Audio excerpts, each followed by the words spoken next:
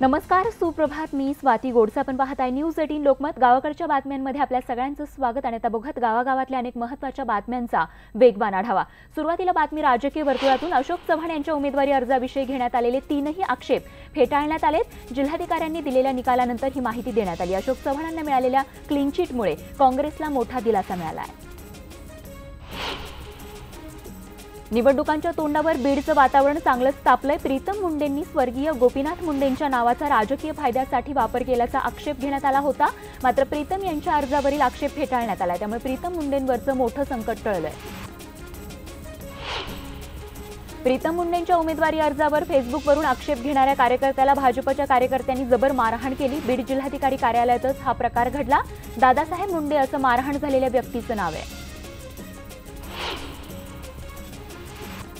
दरम्यान Pritam मुंडेंना clean chit मिळाल्यानंतर भाजपच्या कार्यकर्त्यांनी जोरदार जल्लोष केला. यावेळी घोषणाबाजी करून कार्यकर्त्यांनी परिसर दणाणून सोडला होता. तर कार्यकर्त्यांनी फटाके फोडून आपला आनंद साजरा केला. तर दुसरीकडे दादासाहेब मुंडे याला मारहाण करण्यात आलेल्या भाजपच्या कार्यकर्त्यांना पकडण्याची आणि रातोरात तडीपार करण्याची मागणी विरोधी पक्षनेते धनंजय मुंडे यांनी केली आहे. वंचित बहुजन आघाडी भाजपनं स्पॉन्सर केली असा गंभीर आरोप पृथ्वीराज चव्हाण यांनी केलाय. ते आमच्या न्यूजरूम चर्चा या विशेष कार्यक्रमात बोलत होते. रणजितसिंग मोहिते पाटलांचा भाजपमध्ये प्रवेश झाला असला तरीही भाजपनं अद्यापही उमेदवाराच्या नावाची घोषणा केलेली नाहीये. त्यामुळे विजयसिंग मोहिते पाटलांचं नाव पुन्हा चर्चेत आलंय. मात्र आपण निवडणूक लढवणार नसल्याचं मोहिते पाटलांनी स्पष्ट केलंय. सांगली भाजपतले सगळे वाद मुख्यमंत्र्यांसमोर 5 मिनिटांमध्ये मिटलेत असा दावा खासदार आणि भाजपचे सांगलीचे उमेदवार संजय काका पाटील यांनी केला. इतकंच नाही तर पक्षांतर्गत वाद हा आपल्या रणनीतीचा भाग होता. त्याचे परिणाम आता दिसतील अशी गुगलीही त्यांनी टाकली आहे. बारामतीतून सुप्रिया सुळेंचा 1 लाखांपेक्षा अधिक मतांनी पराभव होईल असं भाकीत भाजप शिवसेना महायुतीचे पश्चिम महाराष्ट्राचे प्रचार प्रमुख संजय काकडेंनी केलंय. पुणे महापालिकेत भाजप सत्तेत येईल हे काकडेंचं भाकीत खरं ठरलं होतं. त्यामुळे त्यांची भाकीतं कायम चर्चेत असतात. पुण्यातील भाजपचे लोकसभेचे उमेदवार गिरीश बापट यांनी संजय काकडे यांची त्यांच्या निवासस्थानी भेट घेतली. काकडे हे काही दिवसांपूर्वी नाराज होऊन भाजप सोडण्याच्या तयारीत होते. मुख्यमंत्र्यांनी त्यांची समजूत काढल्यानंतर ते भाजपमध्येच राहिले. बारामती इथून भाजपनं कांचन कुल यांना उमेदवारी दिली. कांचन कुल यांनी बारामतीमध्ये सभा घेतली आणि यामध्ये त्यांनी कार्यकर्त्यांसमोर आपलं पहिलं भाषण दिलं. खोटे आरोप केले म्हणून कोणाचं काही पण ऐकून घेणार नाही. मराठी मुलगी हवी तेव्हा मला तलवार काढता येते असा सज्जड दमच खासदार सुप्रिया सुळेंनी दिलाय. आपल्याला कसली चोरी, बिनधास्त सिक्सरवर सिक्सर मारा असा सल्लाही त्यांनी महिलांना दिलाय. मावळ मतदारसंघात राष्ट्रवादी उमेदवार पार्थचा जोरदार प्रचार सुरू असल्याचं बघायला मिळतंय. पार्थने सीएसटी ते पनवेल लोकलनं प्रवास केला. यावेळी त्यानं लोकांच्या समस्या जाणून घेतल्या. मुख्यमंत्र्यांच्या भाषणावर टाळ्या पेटणाऱ्या विखे मोहिते पाटलांना त्यांच्या वडील आजोबांनी केलेल्या कामाचा विसर पडला होता का असा टोला रोहित पवारांनी लगावलाय. घराणीशाहीचा आरोप करणाऱ्या मुख्यमंत्र्यांना विखे आणि मोहितेंचं घराणं कसं काय चालतं असा प्रश्नही त्यांनी विचारलाय. मावळ लोकसभा मतदारसंघातील राष्ट्रवादीचे उमेदवार पार्थ पवार यांनी प्रचारात आघाडी घेतल्याचं चित्र आहे खरं. मात्र काँग्रेसच्या पदाधिकाऱ्यांनी पार्थ यांच्यासोबत काम न करण्याचा निर्णय घेतल्याची धक्कादायक बाब समोर आली आहे. दिवंगत माजी केंद्रीय मंत्री बॅरिस्टर AR अंतुले यांचे पुत्र नवीद अंतुले यांनी शिवसेनेत प्रवेश केला. नवीद अंतुले यांच्या शिवसेना प्रवेशामुळे सुनील तटकरे यांना मोठा धक्का बसण्याची शक्यता आहे अशी सध्या चर्चा आहे. लोकसभा निवडणुकीपूर्वी शिवसेनेच्या कुळाचाराप्रमाणे शिवसेना पक्षप्रमुख उद्धव ठाकरे सहकुटुंब एकविरा देवीचं दर्शन त्यांनी घेतलेलं आहे. शिवसेनेचे कोकण आणि पश्चिम महाराष्ट्रातील उमेदवार उद्धव ठाकरे, रश्मी ठाकरे आणि आदित्य ठाकरे यांच्यासोबत या ठिकाणी उपस्थित होते. उदयनराजे यांची साताऱ्यातील तालुक्यातील कार्यकर्त्यांचा मेळावा या ठिकाणी त्यांनी आयोजित करण्यात आला होता आणि या कार्यक्रमाला जयंत पाटील, शिवेंद्र राजे आणि शशिकांत शिंदे उपस्थित होते. तर यावेळी शिवेंद्र राजे आणि उदयनराजे यांनी एकमेकांना दिलेल्या उपमा ऐकताच एकच हाशा पिकला.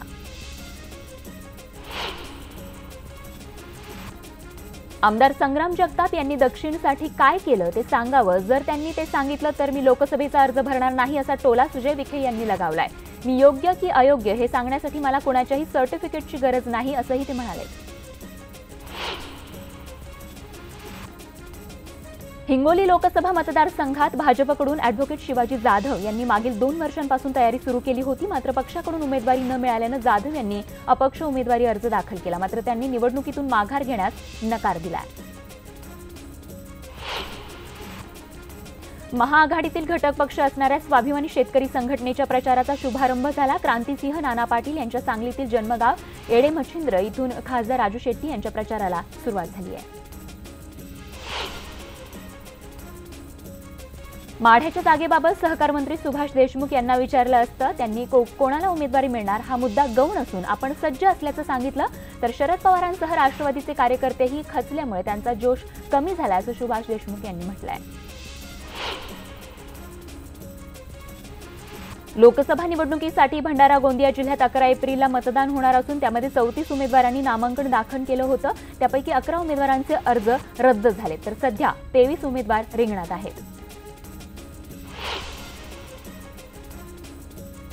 शिवसेनेचे माजी खासदार सुभाष वानखेडे यांनी काँग्रेस पक्षाकडून उमेदवारी अर्ज भरला. तर शिवसेनेकडून आमदार हेमंत पाटील यांनी उमेदवारी अर्ज भरला. त्यामुळे हिंगोलीत या आजी माजी शिवसैनिकांमध्ये लढत बघायला मिळणार आहे. तर तिकडे धुळे लोकसभा मतदारसंघातून संरक्षण राज्यमंत्री डॉक्टर सुभाष भामरे हे उमेदवार आहेत. मालेगावच्या मध्य आणि बाह्य विधानसभा मतदारसंघातील भाजप शिवसेना कार्यकर्त्यांमध्ये असलेला दुरावा दूर करण्यासाठी मालेगावमध्ये युतीच्या महामेळाव्याचं आयोजन करण्यात आलं होतं. पालघरमध्ये असणाऱ्या औद्योगिक कार्यक्षेत्रातील वेऊर परिसरातील महाराष्ट्र पॉलिमर कंपनीला अचानक आग लागल्याची घटना घडली. आगीचं कारण अद्यापही अस्पष्ट आहे. तर अग्निशमन दलाच्या काही गाड्यांच्या मदतीनं ही आग विझवण्याचे या ठिकाणी प्रयत्न करण्यात आले. पुण्यामध्ये गेल्या 10 दिवसांपासून सुरू असलेल्या लष्करी सरावाचा समारोप झाला. भारतीय लष्कर प्रमुख बिपिन रावत यांच्या उपस्थितीत हा समारोप पार पडला. भारतासह 17 आफ्रिकन देशातील सैनिक या लष्करी सरावात सहभागी झाले होते. भाजपनं लोकसभा निवडणुकीच्या प्रचारासाठी या ठिकाणी वॉर रूम तयार केली आहे. पक्षाचे अनेक कार्यकर्ते एकत्र येऊन ही वॉर रूम चालवत आहेत. या वॉर रूमच्या माध्यमातून सोशल मीडिया, फोन कॉल्सच्या माध्यमातून दररोज संपर्क साधला जातोय. लोकसभा निवडणुकीच्या पार्श्वभूमीवर युतीच्या मेळाव्याला कार्यकर्त्यांनी एकच गर्दी केली. पालकमंत्री गिरीश महाजन, राज्यमंत्री दादा भुसे यांच्यासह लोकप्रतिनिधी आणि पदाधिकारी यावेळी उपस्थित होते. मात्र हरिश्चंद्र चव्हाण यांनी या मेळाव्याला अनुपस्थिती लावली. विरोधी पक्षनेते राधाकृष्ण विखे पाटील यांनी अहमदनगरमध्ये खासदार दिलीप गांधी यांची भेट घेतली. उमेदवारी न मिळाल्यानं खासदार दिलीप गांधी नाराज आहेत आणि त्याच पार्श्वभूमीवर ही भेट घेतल्याचं कळतंय.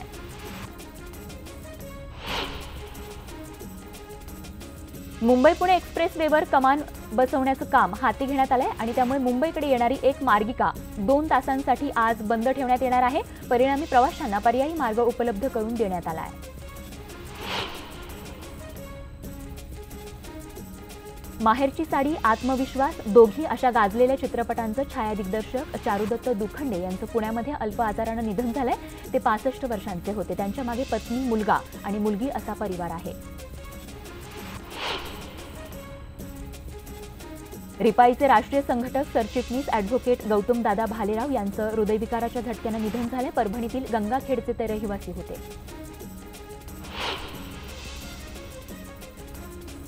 अकोल्यातील पातूरच्या ठाणेदारानं प्रसिद्ध वृत्तपत्राच्या वार्ताहराला अश्लील जातीवाचक शिवीगाळ करून मारहाण केल्याची घटना घडली आणि याचा विरोध करत स्थानिक पत्रकारांनी निषेध नोंदवून निषेधपत्र जिल्हा पोलीस अधीक्षक अकोला यांच्याकडे सुपूर्द केलंय. बारामती नगर परिषदेवर दरोडा पडल्याची घटना घडली. पाणीपट्टी, घरभाडं, शासकीय भरणा अशा वेगवेगळ्या विभागातील साधारण 15 लाखांची रक्कम चोरून चोरटे पसार झालेत.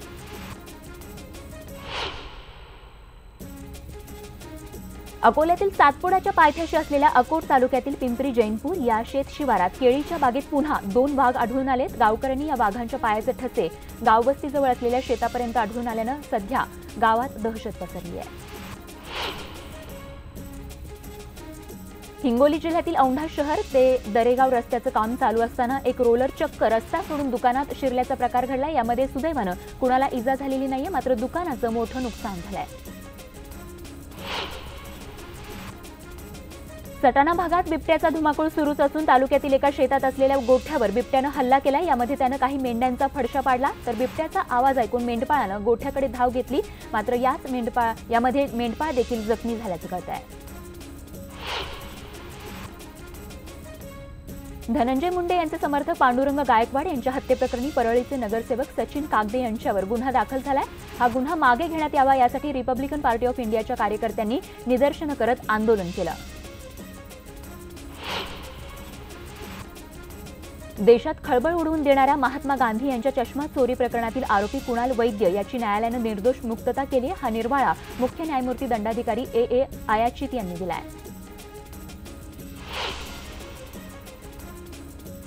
ग्रामविकास मंत्री पंकजा मुंडेंच्या कारखान्यात आग लागली। सुदैवानं कोणतीही जीवितहानी झालेली नाही। काही वेळानं ही आग विझवण्यात यश आलंय। आणि आता बातमी आहे मावळ लोकसभा मतदारसंघातून। काही दिवसांपूर्वीच आपल्या पहिल्या भाषणामुळे ट्रोल झालेल्या मावळ लोकसभा मतदारसंघातील राष्ट्रवादीचे उमेदवार पार्थ पवारांच्या तोंडून आता विरोधकांची खिल्ली उडवणारी वक्तव्य ऐकायला मिळत आहेत। त्यामुळे या मतदारसंघात उमेदवारांमध्ये वाकयुद्ध चांगलंच रंगणार हे स्पष्ट झालंय। व्यासपीठावर बसलेले आदरणीय प्रधान साहेब, श्री शेकापचे श्री जयंत पाटील साहेब, राष्ट्रवादी काँग्रेस पार्टीचे श्री जयंत पाटील साहेब, श्री अजितदादा पवार, श्री बालराम पाटील साहेब, आज माझं पहिलं भाषण आहे, ते पण साहेबांसमोर आणि दादांसमोर। त्याच्यामुळे काही चुकामुका झाले तर मला सांभाळून घ्या। प्रचाराच्या पहिल्याच भाषणावेळी असं गोंधळून गेलेल्या पार्थला शिवसेना आणि भाजप कार्यकर्त्यांनी सोशल मीडियावर चांगलंच ट्रोल केलं होतं। मात्र त्याआधीही या मावळ लोकसभा मतदारसंघाचे शिवसेनेचे उमेदवार श्रीरंग बारणे यांनी तर कोण पार्थ पवार असा सवाल उपस्थित करत पवारांनाच आव्हान दिलं होतं। माझ्या दृष्टिकोनातून कोण पार्थ पवार हा विषय, कारण माझ्या दृष्टिकोनातून या संपूर्ण मावळ लोकसभा मतदारसंघातील मतदार आहे आणि ते मतदार योग्य निर्णय घेतील। त्यामुळे कोण आला, पार्थ पवार आला आणि कुणी दुसरा पवार आला, तर माझ्या दृष्टिकोनातून त्याला काही फरक पडणार नाही। खरं तर बारणे यांनी उडवलेली ही खिल्ली पार्थच्या जिवारी लागली होती, पण उमेदवारी जाहीर नसल्याने तेव्हा पार्थने बारणेंना उत्तर देणं टाळलं। मात्र आता थेट बारणेंच्या वयाचा उल्लेख करत त्यांना बोलत बसू द्या, मी काम दाखवेन असं सांगत पार्थने बारणे आणि ट्रोलर्सना सणसणीत टोला लगावलाय। एवढंच नाही तर सुजय विखे आणि रणजितसिंह मोहिते पाटलांच्या पक्ष बदलासारख्या मोठ्या घडामोडींवरही पार्थने पक्षाची बाजू घेत मोठं वक्तव्यही केलंय। मला काय त्याच्यावरती बोलायचं नाही, कारण ते माझ्यापेक्षा मोठे आहेत। मला फक्त काम करायचं आहे बस। त्यांना त्याच्यावरनं म्हणजे आनंद मिळतो बोलायला, मग त्यांना मिळू दे आनंद। आपल्याला फक्त काम करायचा आनंद मिळतोय। एकीकडे बारणेंना उमेदवारी मिळूनही पक्षातूनच साथ मिळत नसल्याने त्यांची गोची झाली आहे, तर दुसरीकडे पार्थने पायी, रिक्षा आणि रेल्वेतून प्रवास करत प्रचारात वेग पकडलाय। एवढंच कशाला, इस्कॉन मंदिरात आयोजित भक्त सोहळ्यात नृत्य करून पार्थने कशाचीच कसूर सोडायची नाही असा चंगच बांधलाय। आता बघूयात बारणे या वाकयुद्धात पार्थला उत्तर देतायत की दुर्लक्ष करतायत। व्हिडिओ जर्नलिस्ट सुशांत डुमरेसह गोविंद वाकडे, न्यूज 18 लोकमत, पिंपरी चिंचवड।